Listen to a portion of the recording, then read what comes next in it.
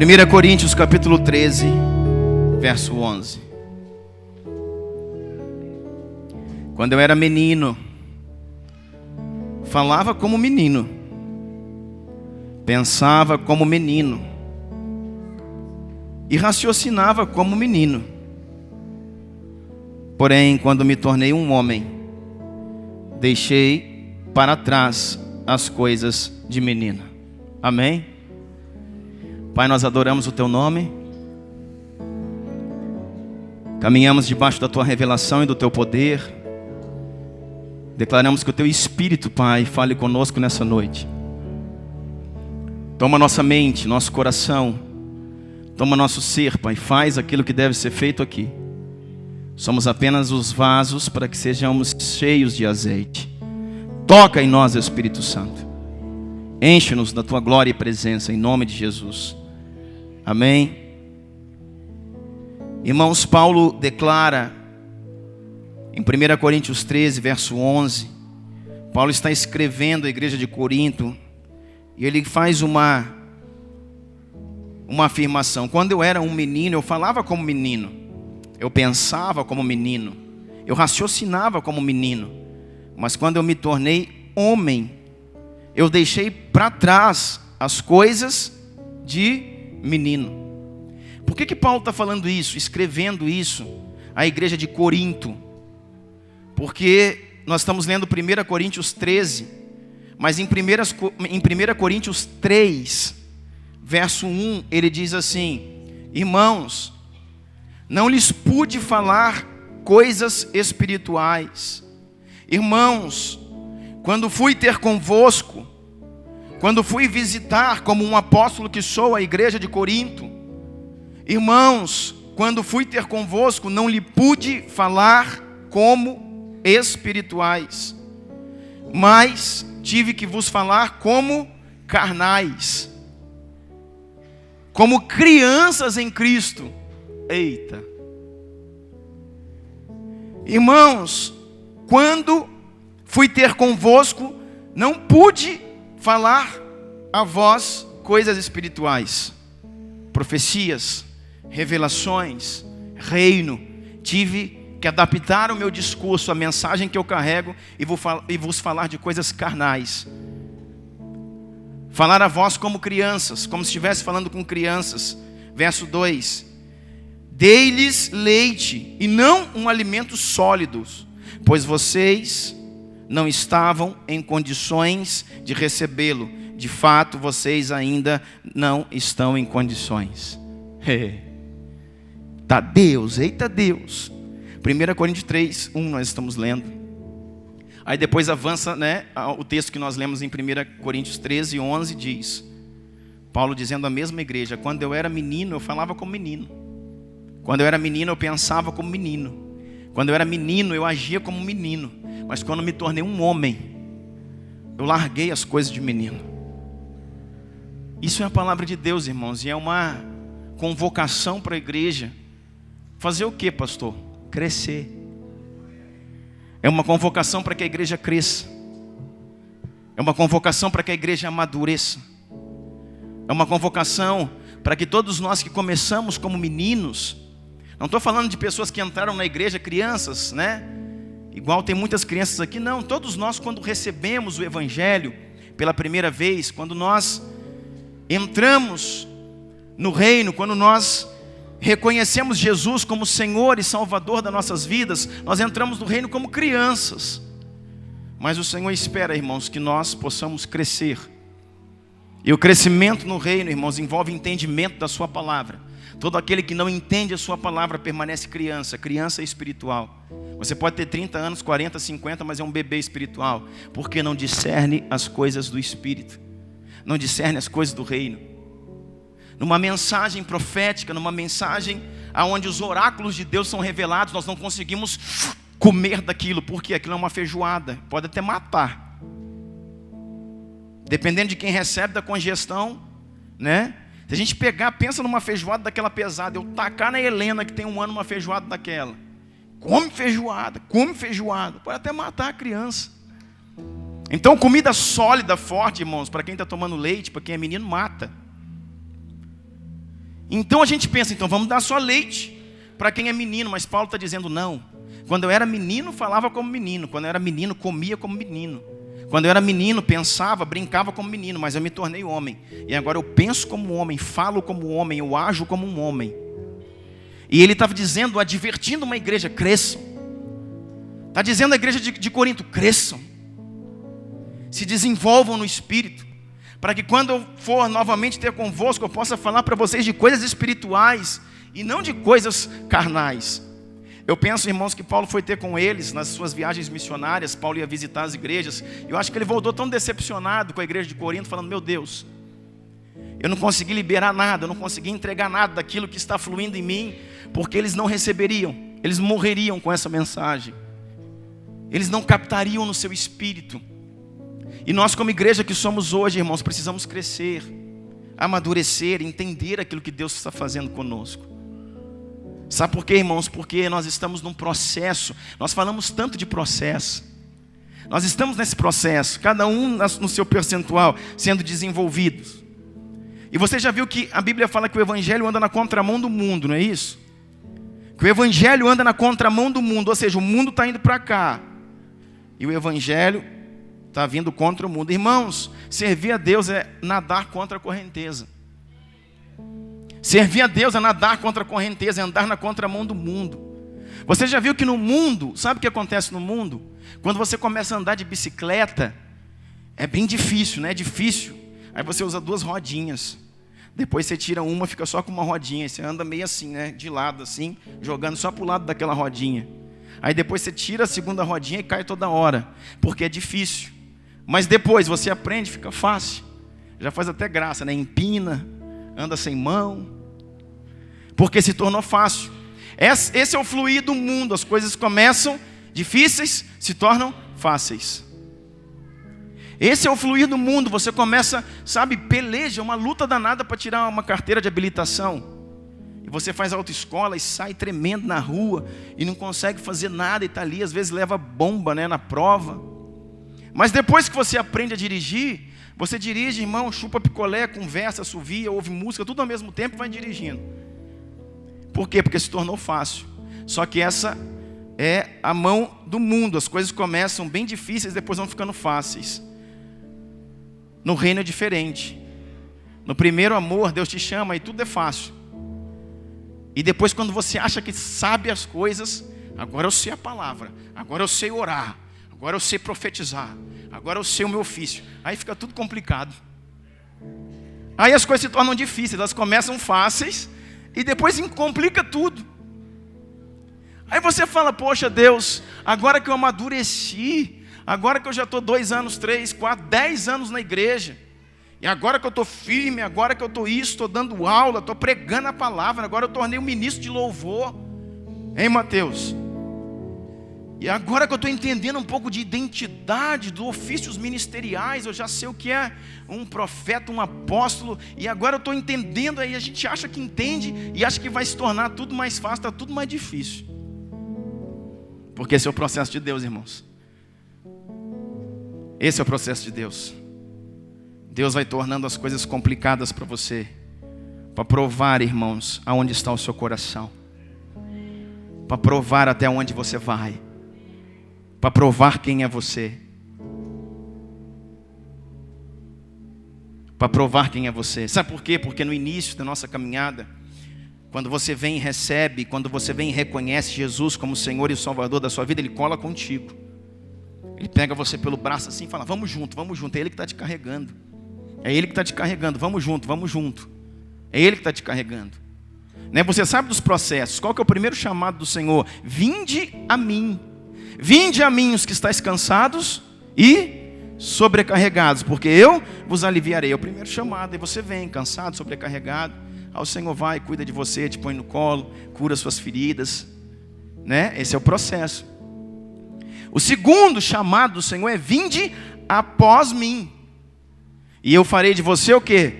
Pescador de homens. Então o Senhor está vindo, mas você ainda está atrás. Então o Senhor está vindo e você está atrás. E quando vem alguma coisa, o Senhor faz assim, ó, e te protege.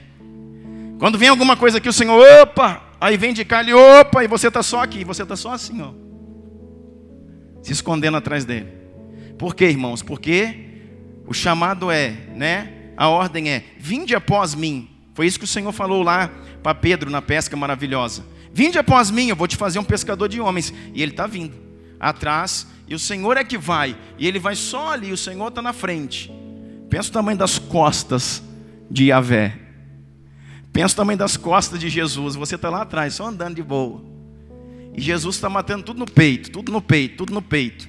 Se alguém tenta aqui, ele põe a mão de cá. Tenta de cá, ele põe a mão de lá. Tenta por cima, ele faz assim, ó. E você está embaixo.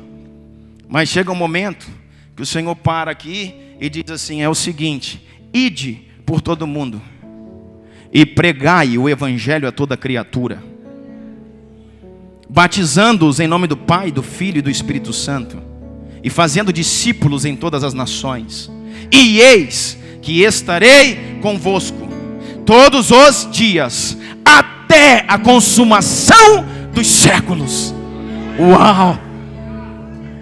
E qual que é a força que há nesse versículo, irmão? Eis que eu estarei convosco. Está entendendo? Eu estarei convosco todos os dias. Mas quem está indo, irmãos, é você. É você que está indo.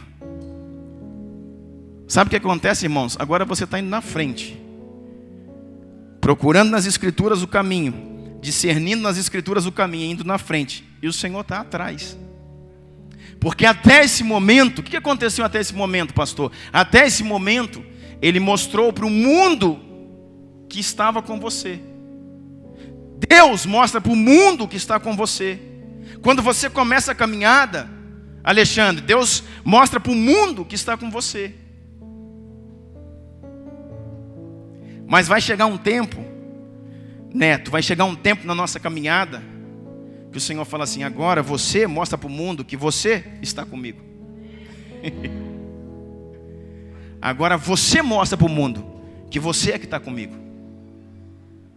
E aí inverte as coisas, irmãos. Porque agora tudo aquilo que vinha de graça, você tem que produzir. Você tem que se esforçar para mostrar para o mundo: eu estou com Ele. Eu estou com Ele. Olha aqui para mim. Nós entendemos, irmãos, nós entendemos muito fácil. Nós temos um entendimento muito fácil de Cristo comigo e por mim. De Cristo comigo e por mim. Esse entendimento é muito fácil para a igreja.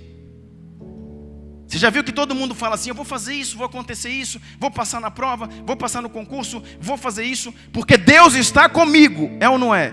Todo mundo fala isso. 99,9999 diz: Deus está comigo, e porque Deus está comigo, Ele vai fazer por mim. Só que essa não é a essência do Evangelho. Não é Deus comigo fazendo por mim. É Deus em mim, fazendo através de mim. Essa é a essência do Evangelho. É quando Deus está em mim. Não há eu, não há eu. Cristo vive em mim. Cristo em nós. Em nós. Não é Cristo conosco, é Cristo em nós, a esperança da glória. Então, qual que é a diferença? É Cristo em mim, fazendo através de mim. Isso faz toda a diferença, irmãos. Toda a diferença. Aí Deus começa a trabalhar a gente. Pode Deus enviar os seus filhos à tempestade? Pode Deus enviar os seus filhos ao olho do furacão? O que você acha? Eu acho que não, hein?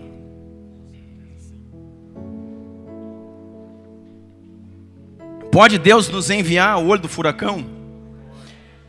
Ao meio da tempestade?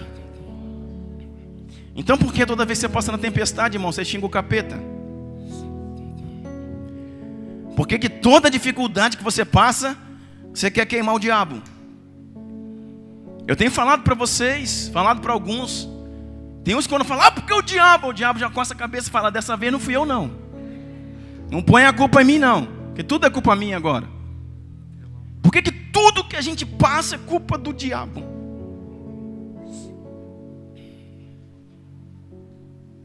Porque, irmãos, aquilo que nós chamamos muitas vezes, irmãos, de prova, de dificuldade, aquilo que muitas vezes nós chamamos de demônio, Deus chama de treinamento. Deus chama de aperfeiçoamento. E é Ele trabalhando.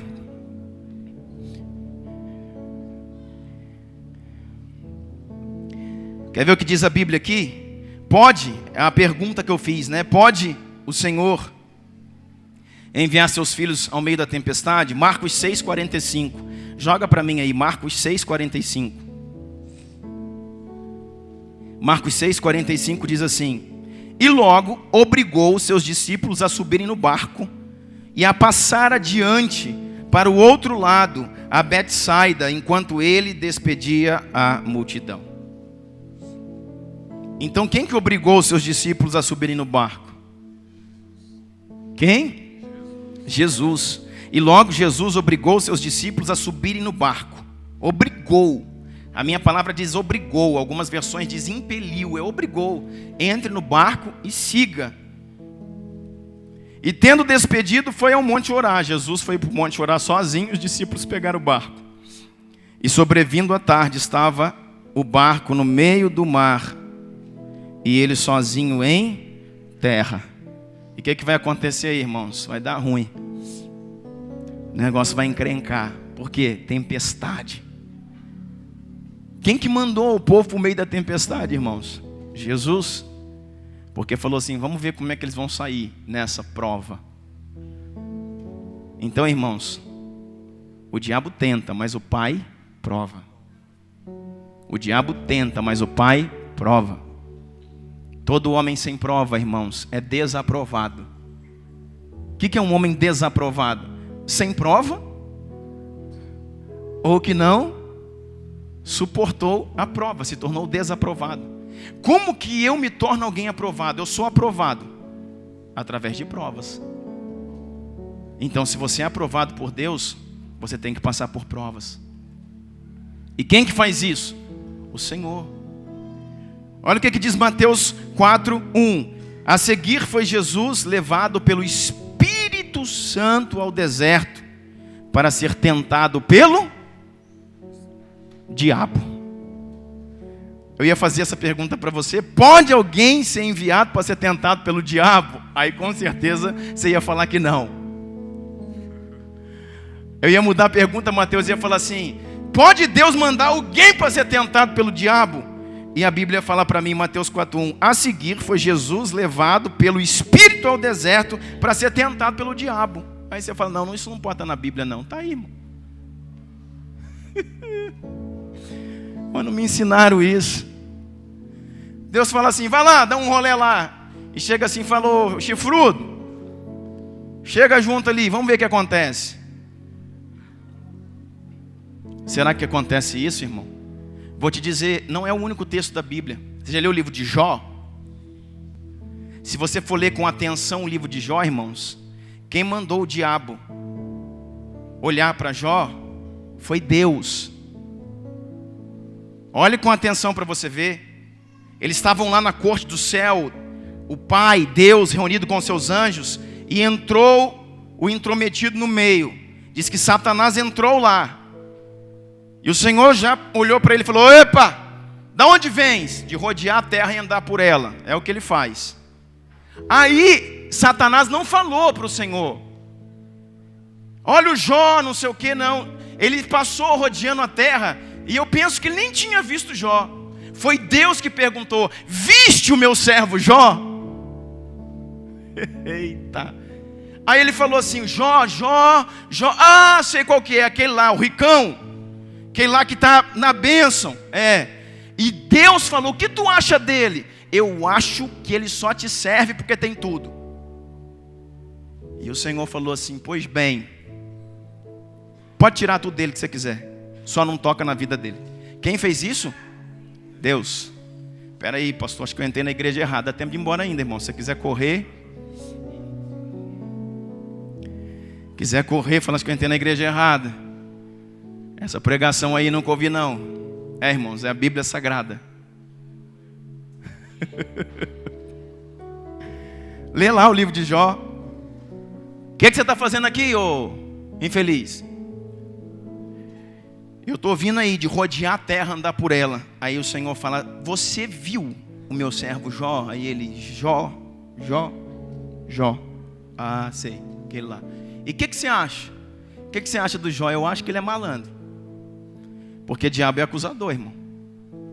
Eu acho que ele só serve o Senhor porque a vida dele está muito boa. Irmãos, Deus, no meu entendimento, na minha revelação, Deus já estava querendo dar uma estreitada para Jó. Deus já estava querendo, era o momento de Jó passar numa provinha. Aí o diabo apareceu lá e o Senhor falou: faz um serviço para mim. Aí você está pensando: não acredito nisso. Irmãos, existem outros textos bíblicos em que Satanás trabalha para Deus. Sabe por quê, irmãos? Porque até o diabo é o diabo de Deus.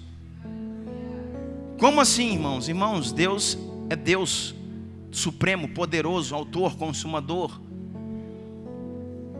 Quando Deus quer, até diabo obedece. Ele é soberano, Ele é poderoso. Você vai ver que existem alguns reis na Bíblia, alguns homens que ficavam de vez em quando meio encapetado, e era porque Deus que estava permitindo, não era porque o diabo quis. Então o que o Senhor está falando? Estou falando, irmãos, que nós precisamos pensar como homens, falar como homens, nos portar como homens e deixar as coisas de menino. Entender o Evangelho da forma como é. Entender que no reino as coisas começam fáceis, porque é o primeiro amor. Você chega para Jesus e é isso que está acontecendo. Quando você chega para caminhar com Ele, é isso que eu falei para você, Ele te cobre de todos os lados. Aí vem os dardos inflamados do maligno, aí vem luta, aí vem prova, só que você está assim, ó, só caminhando dentro dos braços.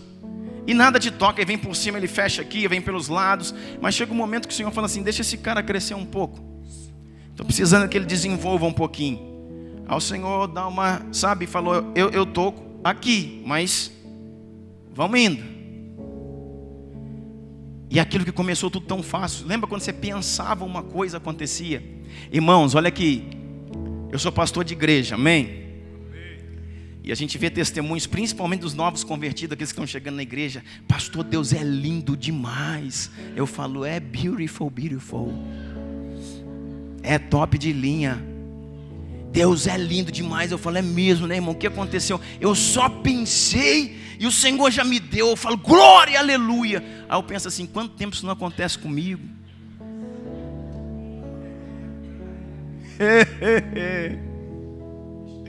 E eu lembro que já foi assim comigo também. Eu só pensei e aconteceu comigo. Pastor, Deus é... Sabe, os novos convertidos vêm. E pode continuar vindo, viu, irmãos? Eu só estou dando um exemplo porque é verdade.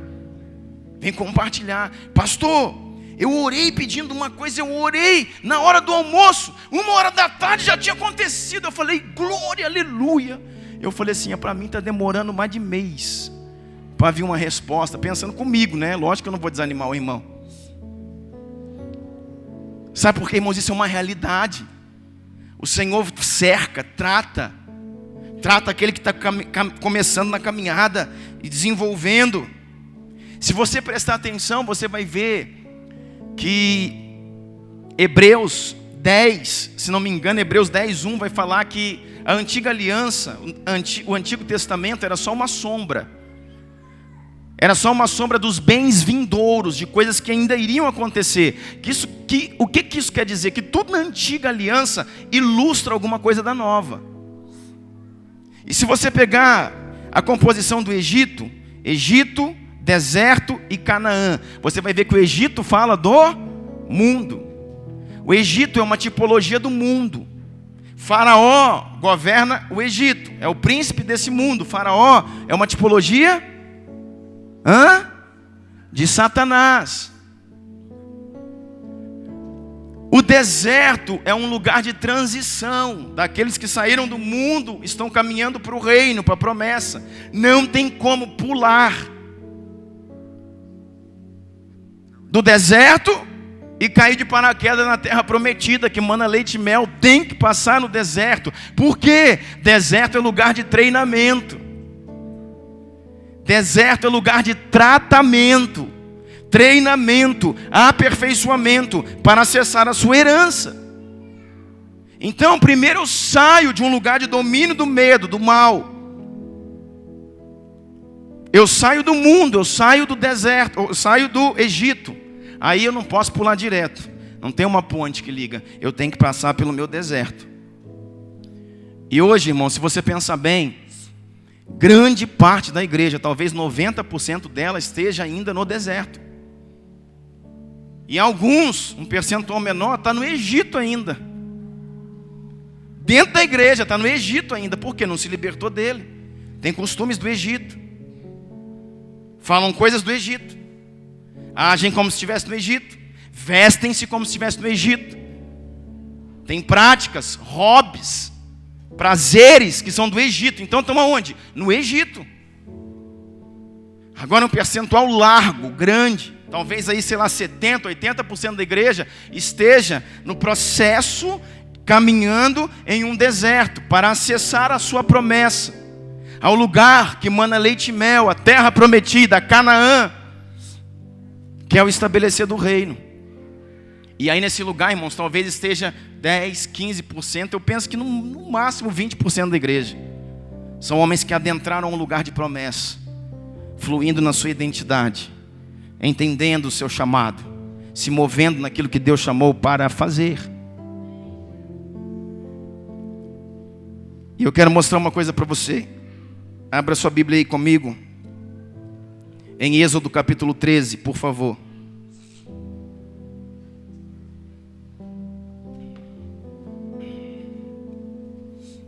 Vamos ser bem dinâmico aqui, Êxodo capítulo 13. Eu quero mostrar para vocês as coisas como começam fáceis, ou como era mais fácil e como vai se tornando difícil. A partir do momento que eu saio do Egito, caminho no meu deserto, até entrar na terra. Diz assim, Êxodo 13, abre aí Êxodo 13. Primeiro ponto que eu quero falar para você, querido, é sobre ausência ou pouca frequência. Diga ausência ou pouca frequência de guerras, de lutas. Se eu tenho ausência de lutas ou pouca frequência de lutas, então eu já estou na terra prometida. Não, aí você está mais perto do Egito. Porque quanto mais perto da sua herança você está, irmãos, mais luta você passa, mais guerra você passa. Quanto mais maduro no Senhor você é, mais luta você tem. Por quê, irmãos? Você vai ver aqui que eu vou falar para você na Escritura. Diz a palavra do Senhor assim, Êxodo 13, 17, diz assim: e aconteceu, Êxodo 13, 17, e aconteceu que quando o faraó deixou ir o povo, ou seja, estão saindo do Egito, amém? Estão passando para onde agora? Para o deserto. Quando faraó deixou ir o povo, Deus não os levou pelo caminho da terra dos filisteus, que estava mais perto. Vai pegando. O que Deus fez? Fez eles passarem por um caminho mais longe, não pelo caminho mais perto. Porque o que tinha no caminho mais perto? Diga comigo: guerra, luta. Então diz assim, ó: Deus não os levou pelo caminho da terra dos filisteus, que estava mais perto, porque Deus disse, para que porventura o povo não se arrependa vendo a guerra e volte ao Egito. Aí o que Deus fez? Deus fez o povo rodear pelo caminho do deserto, do Mar Vermelho, e armado, os filhos de Israel subiram da terra do Egito. Olha para mim, eles estavam armados. Algumas versões diz arregimentados, armados, com escudo, com espada, com lança. Estavam prontos, achando que estava abafando, era o exército. Só que quando o Senhor viu aquele exército ali, o Senhor falou: esse exército acha que é, mas não é. Eles não estão prontos. E o Senhor falou: preciso levar eles para Canaã, para a promessa, amém? Terra que mana leite e mel, aleluia, vamos embora. Só que o Senhor falou assim: tem um caminho bem mais perto, eu posso fazê-los passar pela terra dos filisteus, mas se eu levá-los por esse caminho, eles vão chegar na terra dos filisteus e vai rolar sangue, vai ter guerra, vai ter luta. E esse povo, eles não estão preparados. E vendo a guerra, toda aquela movimentação, eles podem se arrepender e voltar para o Egito. Vê o drama, irmão. Vê o drama. Aí o Senhor fala assim, não vou fazer isso não. Eu vou tirar eles da guerra. Eu vou tirar eles da luta. Eu vou fazer eles fazerem uma volta maior. Então o caminho do Mar Vermelho era um caminho mais longo, mas sem guerras. Para que eles possam chegar sem guerras. Tanto é, irmãos, que você vai ver que eles ficaram no deserto 40 anos. E pouquíssimas vezes em 40 anos eles guerrearam no deserto.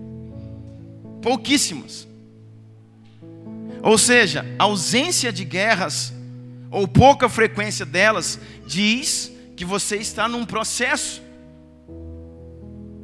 Diz que você está no processo, mas não está ainda acessando a sua herança. Por quê, irmãos? Porque quando você entra na terra que mana leite e mel, aí olha, é jebuseu, é amorreu, é filisteu, é eu de todo lado, só gigante. O Senhor fala, se enfileira agora, entra, mas entra para acabar. Entra agora, é cidade por cidade, cidade por cidade, cidade por cidade, nação por nação, muralha por muralha, rei por rei, tome tudo. Aí eles vão aprender agora, eles vão ter que lutar.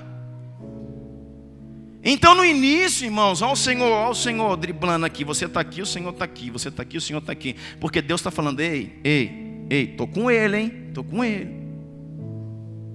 Aí você fala uma coisa, profetiza, Deus faz, aí todo mundo, uau, esse cara é profeta. E Deus fala, estou com ele, hein, Rodrigão, estou com ele. Aí você ora, passa 10 minutos, acontece, todo mundo fala, uau, que homem de Deus. E Deus fala, ó, estou com ele, estou com ele. E Deus vai te levantando, irmãos, isso é ótimo, isso é bom para nós, nos fortalece. Eu passei por esse processo. E aí dá vontade de você orar mais. E você ora de dia, de noite, de madrugada, vira um vulcão. E você quer orar e é primeiro amor, e está apaixonado por Jesus e vê as coisas todas fluindo. É o que nós chamamos de primeiro amor. A paixão por Jesus e tudo acontecendo. O Senhor, estou com ele, hein? Meu filho, estou com ele. Aí chega um momento, irmãos, que o Senhor fala assim, filhão, toca aqui. Tá. E diz, agora mostra para eles que você está comigo. Aí você vai e diz, estou com o paizão, hein? Estou com meu pai, hein? É hora de você mostrar com quem você está, irmão. É hora de você se definir quem você é. É hora de você enfrentar no peito e falar, pelo meu Pai, pelo meu Senhor, pelo meu Salvador, eu entrego meu coração, a minha vida, os meus recursos, o meu tempo, tudo que sou, tudo que tenho, porque eu sou dele. Aleluia!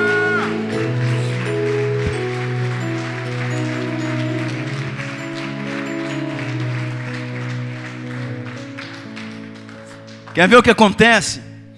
Agora, irmãos, Números 33, nós vamos manejar bem a Bíblia aqui para a gente poder ver. Números 33, 51.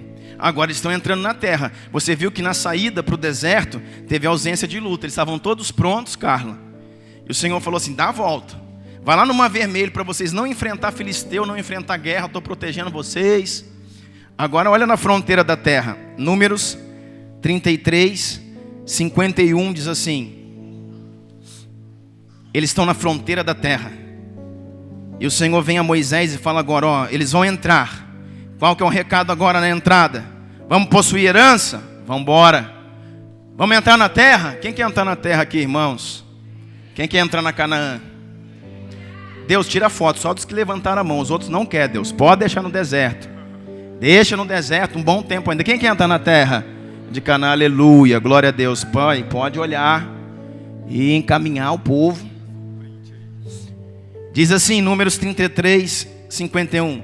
Fala os filhos de Israel e diz-lhes, quando houverdes passado o Jordão, para a terra de Canaã, desapossareis de diante de vós todos os moradores da terra. Olha o mandato. Destruirei todas as pedras com figuras, e também todas as suas imagens fundidas. deitarei abaixo todos os seus ídolos, tomareis a terra em possessão, e nela habitareis, porque esta terra eu vou-la dei por herança. Ó, o verso 55, olha como é que Deus está sendo enfático, incisivo. 5:5 diz assim: se contudo vocês não expulsarem os habitantes da terra, aqueles que por acaso vocês permitirem ficar, se tornarão farpas nos seus olhos, espinhos em suas costas, eles causarão problemas para vocês na terra em que vocês irão morar. Ou seja, Deus está falando, agora começou a guerra. Deus está falando, quer entrar na promessa? Quer possuir terra? Esse lugar aqui, irmãos, era aquela terra que o cacho de uva tinha que ser 2 homens para carregar. Era aquela terra, irmãos, que os figos eram como uma bola de futebol. Era uma terra de planícies verdejantes, de fartura de águas. É a terra da minha herança, da sua herança. A Bíblia diz assim, olha, se o Senhor se agradar de nós, se o Senhor se agradar de nós, certamente Ele nos fará entrar na terra que mana leite e mel. Mas o que eu estou entendendo, irmãos? Que é nesse lugar de herança que vem guerra. E por que eu estou falando isso para você, irmãos? Porque nós estamos passando um tempo, querido, de tanta aflição, de tantas angústias, de tantas lutas. E por que eu estou trazendo essa mensagem para você? Para dizer, irmãos, que você que está passando pelo fio da espada, você está na porta da promessa, querido. Você está entrando no lugar da sua herança. Tem que ficar preocupado nesse tempo, irmão, quem está tranquilão. Você que está passando pelo fio da espada, querido, você está, entendeu? Na porta da sua herança. Só tem duas condições. Ou você está fazendo caca, que aí também passa luta. Mas se você sabe, irmãos, que você está fazendo a coisa certa, andando certo, buscando ao Senhor, fazendo a coisa certa, e não para de vir luta, irmão, se alegra. Se alegra. Porque você está com o pé na terra, querido. Porque é aí que é lugar de guerra. É aí que é lugar de conquista. Aí que é lugar de conquista. Aí que o Senhor fala, entra e toma posse, porque eu já dei para você por herança. Já foi dado a nós por herança.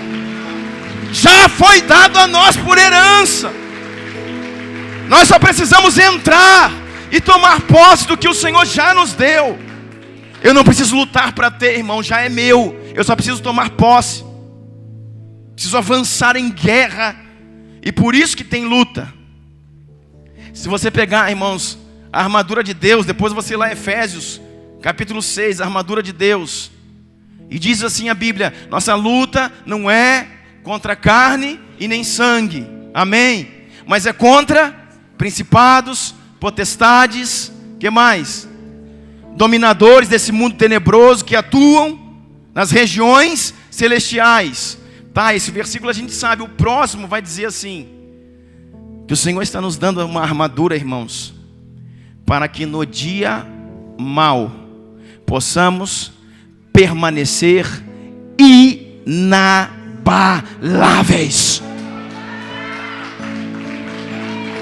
Aleluia!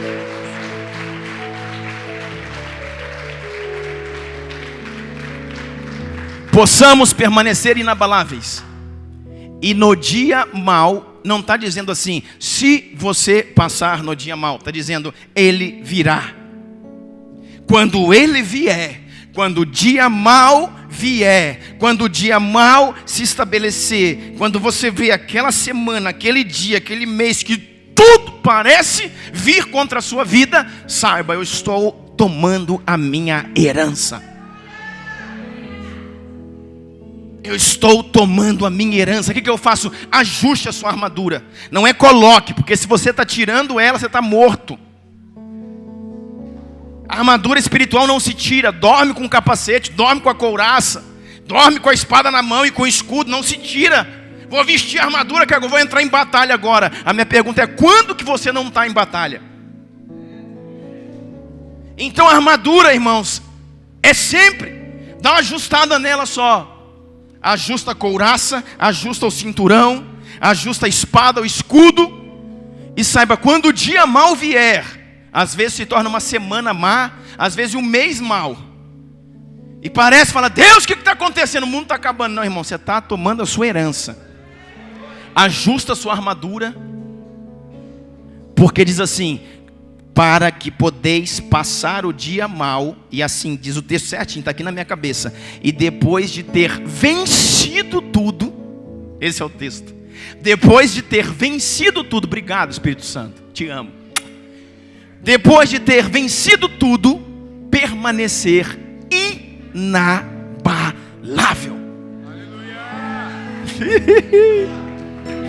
É glória de Deus, aleluia.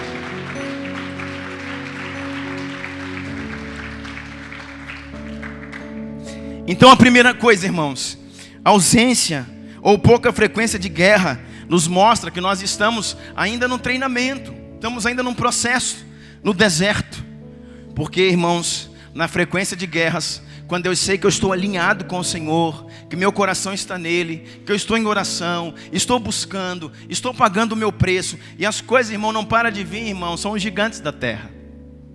São os gigantes da terra. A segunda coisa, nós vamos falar de 3 só e vamos orar. A segunda coisa, irmãos, nós vamos falar sobre revelação. Nós vamos falar sobre direcionamento. Nós vamos falar sobre ouvir a voz de Deus e entender o que se fazer. No início, quando você sai do Egito, ou seja, sai do mundo, começa a sua caminhada com Deus, é muito mais fácil. Mesmo, pastor, é mais fácil. Você ouve a Deus com mais facilidade. Você entende algumas coisas com mais facilidade. Não estou falando em entender as escrituras, profecias, oráculos das escrituras, não é isso. Isso você vai precisar de estudos, de se aprofundar. Mas eu estou falando, você é mais sensível à voz de Deus. É o primeiro amor, você está ardendo, filho. Está queimando pelo Senhor. E Deus está mais favorável em falar contigo. Porque, irmãos, Deus tem que dar uma soprada, né, querido? Não pode começar já agitando. O Senhor vai falando, vem cá, filho. Aí você ora, Deus responde. Aí você pergunta, Deus responde. Aí você fala e Deus está ali do lado. E aí você faz umas coisas meio assim, o Senhor já vai te cercando, falando, cabeção, vem para cá, vigia. E o Senhor vai só trabalhando. Olha o que diz a palavra. Abre aí em Êxodo 13, diz assim. Êxodo 13, verso 21, diz assim. E o Senhor, falando do povo, ó, onde é isso aqui? No deserto. E o Senhor ia adiante deles. O Senhor ia adiante deles.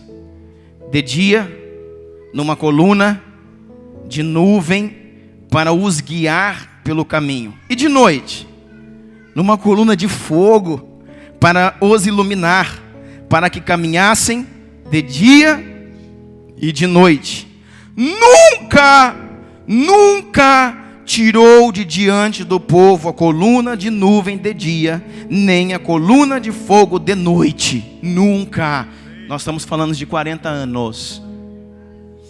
Nunca tirou, até que entraram na terra prometida. Pegou? No deserto, querido, no lugar do treinamento, eu pensava, pastor, que aí a revelação, falar a proteção de Deus era menor, é maior.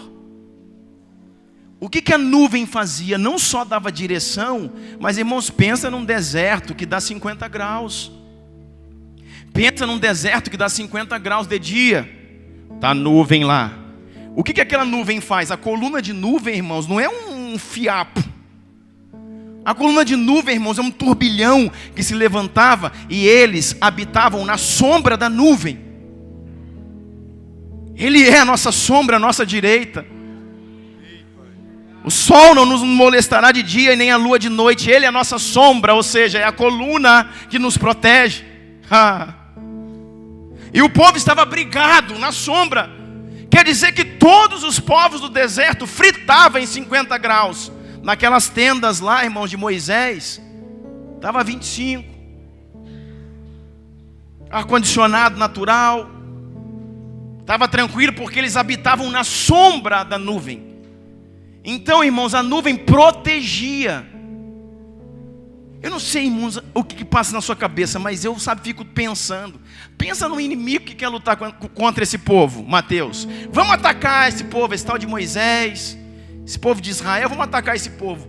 Vamos à noite, que a noite é melhor. A gente ataca à noite, guerras acontecem à noite. Nós vamos mandar espiões e vamos atacar à noite. Pensa um exército chegando à noite, irmãos, passando uma montanha assim, emparelhando para atacar Israel à noite. Pensa o tamanho da coluna de fogo. Aleluia. Você ia lá, irmão, atacar? Você ia lá atacar? Você já pensou nisso? Irmãos, essa série da Record aí fez mais ou menos a coluna de fogo. Vai dar uma olhada no seriado. Eu penso que a verdadeira era maior. Irmão, Deus não faz nada pequeno. Pensa o inimigo lá falando que tu é doido. Eu não vou enfrentar isso aí não. Dá uma olhada nisso aí. Existe homem, existe Deus na terra. Existe alguém que faz uma coluna de fogo desse tamanho. Tu quer lutar contra esse povo? Você é louco? E ninguém, saía. O que isso quer dizer, irmãos? Que a nuvem e a coluna de fogo protegia o povo de Israel. Amém. Protegia. Era proteção contra o sol. Por que era fogo à noite? Porque à noite no deserto não tem iluminação. Então você já viu a cidade à noite, está escura. Quando precisa ligar as ruas, os postes, se não liga, às vezes dá um blackout lá num bairro, fica aquele breu, aquela escuridão. O deserto era escuridão total, mas tinha a iluminação própria para o povo de Israel. Tinha iluminação própria para o povo de Israel. Por quê, irmãos? Porque aquela coluna de fogo, irmãos, representa Yeshua, que é a luz de todos os homens. Sabe o que acontece? No deserto, durante a noite, cai abaixo de zero. Aonde faz 50 graus, à noite, irmãos, faz 2, faz 3, faz 2 graus negativos. Cai de 50 de dia para menos 5, ou 5 negativos à noite. Só que a coluna de fogo aquece. Você já pensou nisso? Que Deus cuidou desse povo a pão de ló. Que Deus cuidou desse povo, irmãos, assim como menina dos seus olhos. Que Deus cuidou desse povo. Agora vocês têm iluminação, têm proteção e têm aquecimento numa única coluna. E o que mais que tem? Eles ficavam quietinhos lá. Enquanto a coluna de fogo estiver aí, ninguém se mexe. A coluna de fogo está se movendo. O shofar está tocando. Tocou o shofar. Shofarins de Israel liberaram as trombetas. Peguem, levante seu acampamento. Arrumem suas tendas. A coluna de fogo está se movendo. E aonde a gente vai andar? Atrás da coluna. Irmãos, o que isso quer dizer? Direção. Eu preciso orar para saber onde eu vou, se eu tenho uma coluna desse tamanho aqui. Eu preciso orar para saber onde eu vou. Eu tenho que seguir a coluna. Eu tenho que seguir a nuvem. Então eu tenho proteção, iluminação, aquecimento, sombra e direção. Em apenas 2 ações de Deus, uma nuvem e uma coluna de fogo. Está entendendo isso? O que isso quer dizer, irmãos? Que quem guiava aquele povo era a nuvem e a coluna de fogo. Eles só seguiam atrás, só iam atrás, tranquilo. Eu não precisava gerar isso. E é dessa forma como nós estamos num processo de deserto, irmãos. A coluna de fogo está com a gente. E a coluna de nuvem está com a gente. E a direção que nós temos é seguir atrás dessa coluna. Por isso as coisas se tornam mais fáceis. E a Bíblia diz assim, olha: nunca tirou de diante do povo a coluna de nuvem de dia e nem a coluna de fogo de noite. Até quando?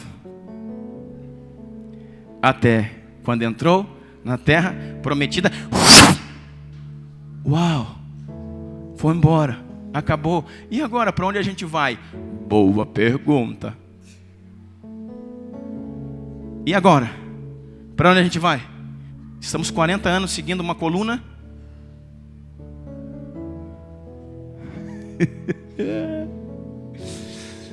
E aí, irmão, para onde você está indo? Você está seguindo quem? Quem que você está seguindo, irmão? Olha para mim, me responde. Para quem que você está seguindo? Eu estou seguindo Jesus. De que jeito? Como é que você segue Jesus? Onde você está vendo Ele?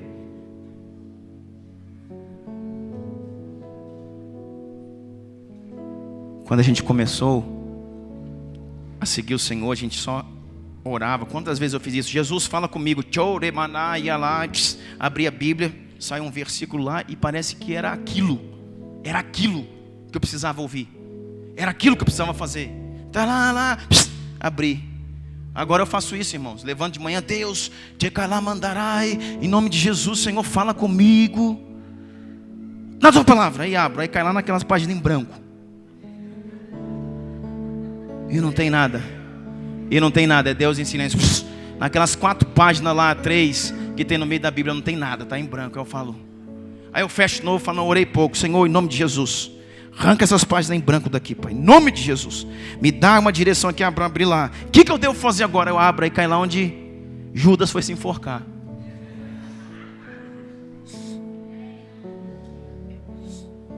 É sério, irmão? É sério? E aí o Senhor fala assim, larga de ser malandro. Fecha isso aí. Não é assim que se busca direção minha. Bíblia não serve para fazer isso. Isso aí não é roleta, não é jogo, não. Isso serve para você estudar, entender, discernir. Fecha isso aí. A caixinha do segredo, a caixinha do bilhete, sei lá como é que chama aquilo lá, a caixinha da promessa, né, que você puxa lá, só tem bênção ali, né, irmão? Só tem bênção. Os versículos da Bíblia que manda fogo no povo não foi para a caixinha da promessa, só tem bênção. Só bênção. E o Senhor fala, que você é malandro, rapaz, vai orar. Vai botar esse joelho no chão, vai jejuar, deixa o estômago roncar um pouco aí. Vai pagar um preço, vai orar, vai chorar, vai ter direção. Aí, irmãos, nós vamos ter que agora, aquilo que já estava pronto, nós vamos ter que gerar. Nós vamos ter que nos engravidar de um avivamento. Nós vamos ter que buscar uma revelação de Deus. Nós vamos ter que entender pela Escritura, entender pela profecia. Por isso que nós não podemos mais comer como meninos, olhar como meninos, pensar como meninos, nos mover como meninos. Fulano não falou comigo, pastor não me ligou, pastor não sei o que, não me deu bom dia, não respondeu a minha mensagem. Homens, irmãos, mulheres de Deus. A igreja, querido, não é uma creche. A igreja é um exército.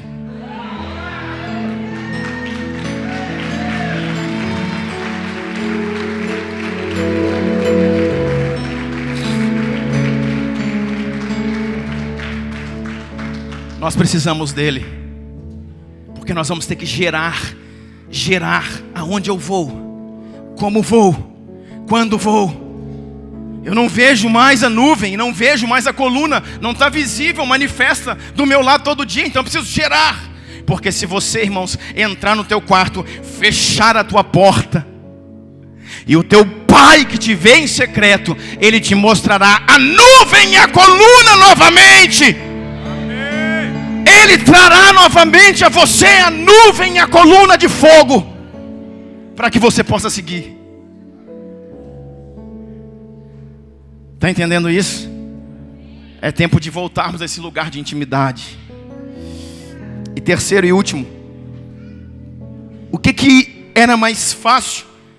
Parece que as coisas... Tenho visto muita gente falar, irmão, muita gente, pastor, está difícil. Irmãos, seja bem-vindo ao clube. Não está fácil para mim também não, irmão. Está difícil, que em todas as áreas. Em todas as áreas, irmãos, é financeiro, é saúde, é conquista, é perseguição, é isso, é aquilo, é falatório, irmão, pega firme. E eu falo, pode vir em mim. Falo, vem mesmo, que eu estou mais perto, quanto mais vir guerra, quer dizer, irmãos, que você está mais maduro. E quer dizer que você está colocando a mão na sua promessa. Não fuja delas não. Sabe a terceira e última coisa para que a gente possa orar? O que era mais fácil? Diz assim, ó, você já vai entender. Deuteronômio 29, abre aí. Deuteronômio 29, 5, diz assim. Deuteronômio 29, 5. E 40 anos vos fiz andar pelo deserto. Não se envelheceram sobre vós as vossas vestes, e nem se envelheceu o vosso sapato no pé. Sabe do que eu estou falando, irmão? De provisão. Quando nós saímos do Egito, irmãos, e entramos no deserto, num lugar de tratamento e treinamento, a Bíblia fala, irmãos, que as crianças iam crescendo e a roupa ia crescendo junto. Eita! Irmão, você acha que sobrenatural é só uma unha encravada ficar boa do seu pé? Não deixa de ser, também é. Mas sobrenatural, irmãos, é 40 anos o cara usar a mesma camisa. Está aqui na Bíblia, irmãos. O povo não trocava de roupa, não. Eles tomavam banho e colocavam a mesma roupa. E diz que a roupa, pensa nisso, irmão. Não sei se você nunca pensou. A roupa crescia, só não crescia, ela não envelhecia. Se o homem passou ali na lida, rasgou aqui, depois Deus devia à noite restaurar. A roupa crescia no corpo, irmão. O sapato crescia junto com o pé, automático. Pensa na coisa cara comprar sapato. Jesus de Nazaré. Você compra 4 sapatos para o menino. Primeiro, irmão, que um sapato que tem 10 centímetros custa mais caro que um sapato 42. Para começar. Sapato desse tamanho de criança. Você vai lá, 250 contas. Você fala, o meu que eu comprei ali foi só 200, foi 150. Sapatinho assim, aí eles pegam, usa 3 meses, não, tem que dar, jogar fora, dá para alguém, não cabe mais não. Eu falei, meu Deus. Aí você fala assim, poxa, aquele povo lá estava na benção, hein? O sapato crescia junto com o pé, irmão. A roupa crescia junto com o corpo. Sabe o que a Bíblia está dizendo, irmãos?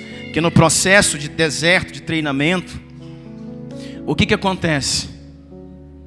No processo de treinamento de deserto, o que acontece? O recurso está mais favorável. O recurso está mais favorável. O recurso está mais favorável. Quanto mais você caminha em maturidade diante de Deus, irmãos. Deixa eu ler outra coisa aqui. Depois eu completo o que eu ia dizer. Abre sua Bíblia em Êxodo 16. Nós vamos fechar nesse ponto aqui. Êxodo 16 diz assim.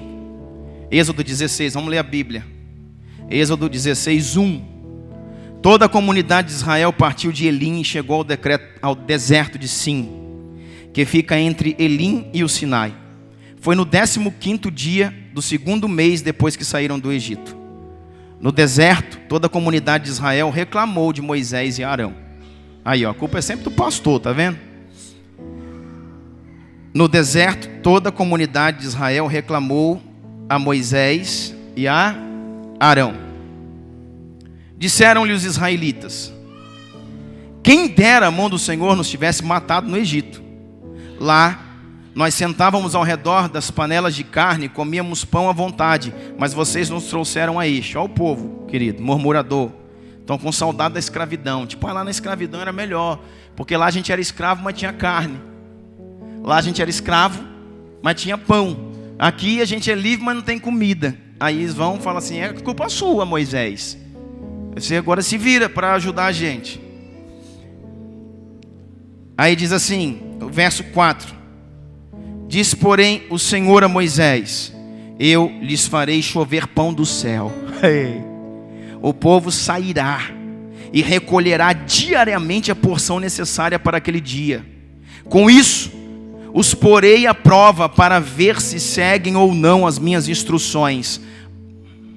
Está entendendo? Verso 9. Disse Moisés a Arão: diga a toda a comunidade de Israel que se apresente ao Senhor, pois ele ouviu as suas queixas. No início, irmãos, era só fazer um emburrozinho. Entendeu? No início era só fazer um beijinho, também não quero mais. Vim para essa igreja aqui, mas o Senhor não está abençoando nada. O Senhor, peraí, eu vou abençoar você. Pode ficar calmo aí. As coisas não funcionam. Será que vale a pena? Acho que eu vou largar disso. O Senhor, não larga não, peraí que eu vou te ajudar. Está aqui, irmãos, eles reclamaram, fizeram uma queixa. E eles falaram assim, poxa, lá no Egito era melhor. Eu acho que nós vamos voltar. O Senhor falou, não volta não. E olha o que está escrito aí. A minha versão disse assim, o verso 9. Disse Moisés a Arão: diga a toda a comunidade de Israel que se apresente ao Senhor, pois ele ouviu as suas queixas. Ele ouviu sua reclamação. O povo fez uma pressão, e o que o Senhor fez? Ouviu. E o que ele fez? Enquanto Arão falava a toda a comunidade, todos olharam em direção ao deserto, e a glória do Senhor apareceu na nuvem. E o Senhor disse a Moisés: ouvi as queixas dos israelitas, responda-lhes que ao pôr do sol vocês comerão carne, e ao amanhecer se fartarão de pão. Não era pão e carne que eles queriam? Então o Senhor fala: vai receber. Assim saberão que eu sou o Senhor, o seu Deus. No final da tarde apareceram as codornizes e cobriram o lugar onde estavam acampados. Codornizes é uma ave. E cobriu, irmão, carne, codornizes, para que eles pudessem pegar, né, e pudessem comer carne. Ao amanhecer havia uma camada de orvalho ao redor do acampamento. Depois que o orvalho secou, flocos finos, semelhantes a geada, estavam sobre a superfície do deserto. Quando os israelitas viram aquilo, começaram a perguntar uns aos outros: o que é isso? O que é isso? Pois não sabiam do que se tratava. Disse-lhe Moisés: este é o pão que o Senhor lhes deu para comer. Este é o pão que desce do céu. Conhece? Conhece o pão que desce do céu? Ele é o pão vivo que desceu do céu. A Bíblia fala assim, que Jesus era o maná que vossos pais não conheceram no deserto. Uau! Que supre, que sustenta. A palavra, irmãos, maná é uma pergunta. Se você pegar a tradução, o que é maná? A palavra maná significa: o que é isto? Que foi a pergunta que eles fizeram quando viu aquilo. Disseram: eita, o que é isso? Maná significa: o que é isto? Aí diz a palavra assim, no verso 31, o povo de Israel chamou o maná aquele pão, chamou de maná aquele pão. Era branco como semente de coentro e tinha gosto de bolo de mel.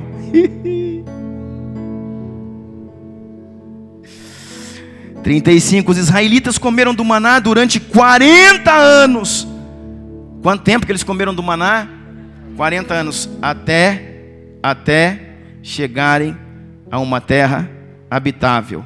Comeram do maná até chegarem à fronteira de Canaã.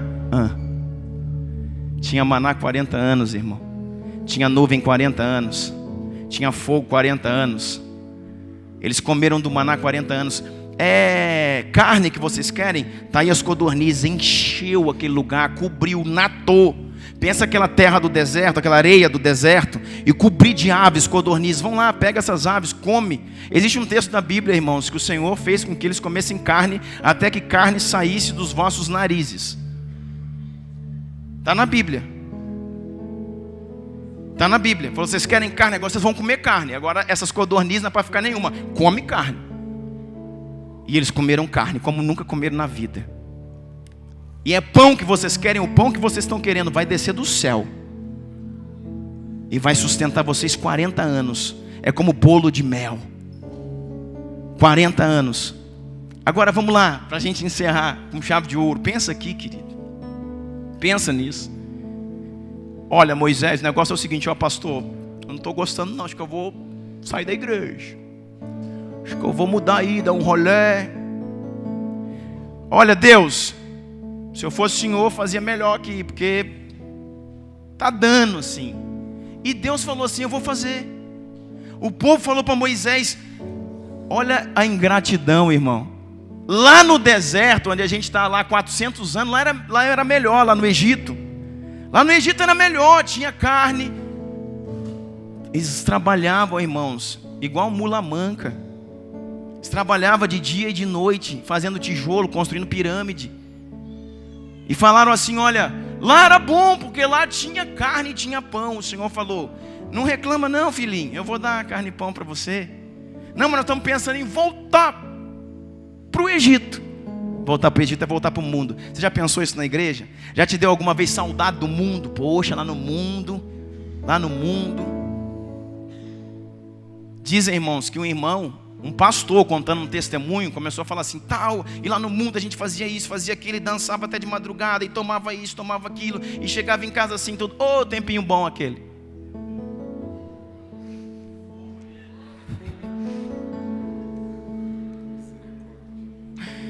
Está entendendo? Você já sentiu saudade alguma vez daquele tempo lá? Pode falar a verdade, irmão. Tem muita gente que sente, querido. Saudade do tempo que servia a Faraó. E o povo disse assim, olha Moisés, eu acho que nós vamos voltar. E Moisés falou, Deus, o povo quer voltar. E Deus falou, não vão voltar não, eu vou dar o que eles querem. E respondeu Deus a sua queixa. E no começo é assim, Deus, eu não sei o que, Deus vai dar. Deus, estou precisando disso, aí Deus dá. Irmão, olha aqui para mim, até para você fazer uma oração para o seu filho, no começo, irmãos, eu já passei por isso, você falar assim, tocar, pensar, está curado. E agora às vezes vai uns 3 dias orando, irmão, para ter o mesmo resultado que antes. É Deus purinho trabalhando você, desenvolvendo você, levando você de um menino espiritual para um homem de Deus. É Deus desenvolvendo a sua vida. É Deus desenvolvendo a sua vida. Tirando, irmãos, a mentalidade de menino. Homens que são pais com cabeça de menino. Com cabeça de menino, que só sabe brincar, só sabe jogar, só sabe reclamar, só sabe acusar, chantageia a esposa. Se não fizer isso, eu faço aquilo. Se não fizer isso, eu faço aquilo. Te converte, irmão. Amadureça no Senhor. Homens que são pais. Homens barbados que se movem como crianças. Picuinhas, coisas tão pequenas. E não é só com gente, não é só, no relacionamento horizontal. Homens, irmãos, questionam Deus. Deus, se o Senhor não fizer. Deus, se o Senhor não fizer. Deus, se o Senhor não der um jeito, eu faço. Eu vou fazer isso, eu vou fazer aquilo. E chegava um tempo que Deus ia e falava, tá bom, filho, peraí, filho, calma, que eu vou fazer para você. Mas diz assim a Bíblia, irmãos. Último versículo, Josué capítulo 5, verso 12, diz assim. Josué 5, 12. E cessou o maná no dia seguinte, depois que comeram do fruto da terra. E os filhos de Israel não tiveram mais maná. Porém, no mesmo ano comeram dos frutos da terra de Canaã. Uau!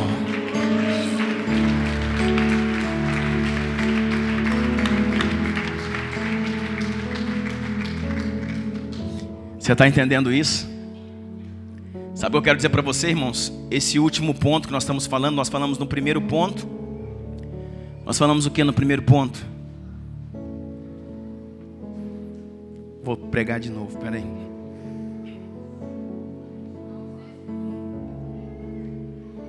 Vou pregar de novo, irmão. Nós falamos de 3 pontos. A ausência de guerras. A ausência de guerras.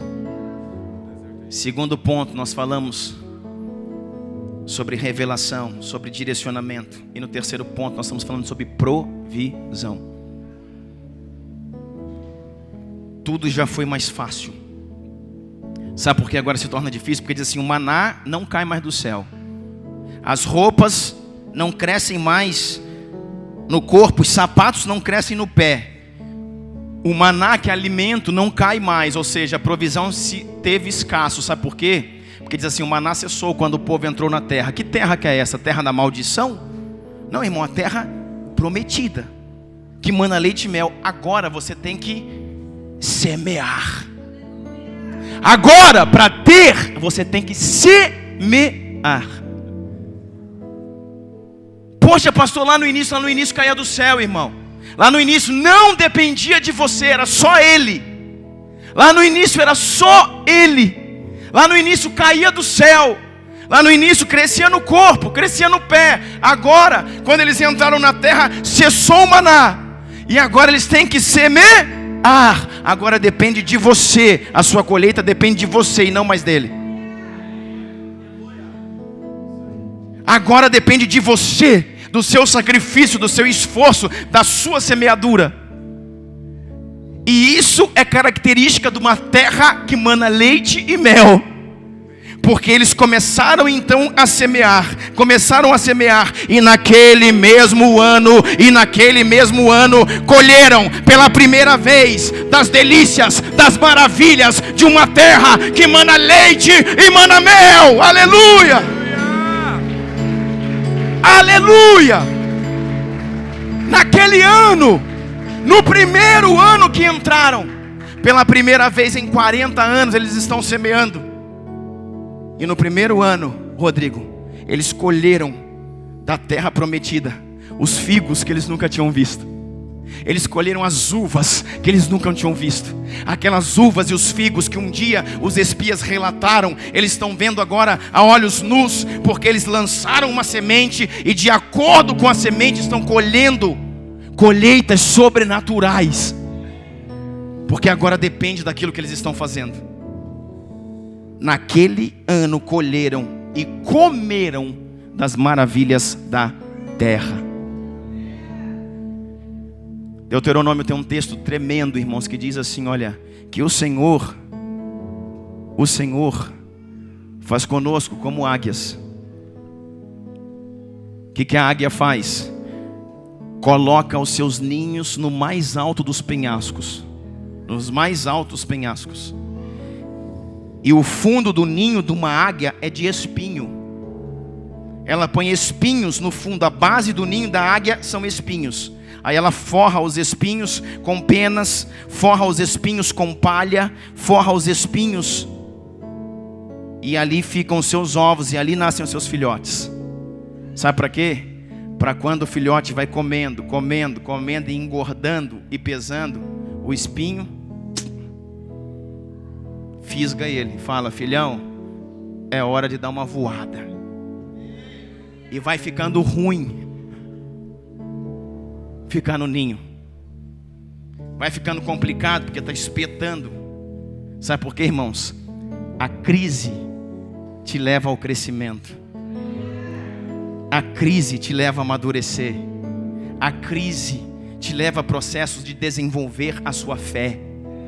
Aí está furando de cá, furando de lá. E aí eles não conseguem mais ficar, e eles vão crescendo, também não tem mais espaço. 3 filhotes crescendo e pesando, e os espinhos estão ali. Sabe o que a mãe faz? Vem a mãe, pega eles, a Bíblia diz isso, coloca eles sobre as asas e vai. Pensa uma águia. Existem águias, irmãos, que o raio aqui da sua asa, ó, de ponta a ponta dá 2 metros. Existem águias no mundo, irmãos, que têm força para carregar um homem. Sabia disso? Criança então nem se fala. As águias põem os filhotes aqui, ó, em cima das asas e desce penhasco. Aí chega lá, ela faz assim, ó, e deixa ele, irmão, ele vai caindo. E vai descendo. E ela fica só olhando lá de cima, dando um rasante, para lá, para cá, vai descendo perto dele, ele está caindo, irmãos, muita altura. E se ela entende que ele não vai conseguir bater as asas para sair, ela pega ele por baixo e leva ele de volta para o ninho. Amanhã nós tentamos de novo. Amanhã nós tentamos de novo. E no outro dia ela pega aquele filhote, põe lá e vamos embora. E voa e sobe e vira. E ele cai, vem caindo, irmãos. É na crise. É na guerra, Rodrigo. É na pressão, é no calor. É na adrenalina, é queda livre, irmão. Quando ele resolve bater a asa, irmãos, tá quase. Deu umas batidas lá, mas não saiu. Ela desce, pega e põe no ninho. Amanhã nós tentamos de novo. No terceiro dia ela joga, irmãos. Ele já deu uma desatrofiada nas asas, irmãos. Ele bate as suas asas e começa a subir em vez de descer. E a mãe vai do lado voando com ele. E ele está pronto a alçar o seu próprio voo. Sabe o que a Bíblia diz? A Bíblia diz em Deuteronômio, diz assim: assim como a águia leva os seus filhotes a esse lugar, assim eu fiz com você, Israel. Assim eu faço com você, igreja do Senhor Jesus.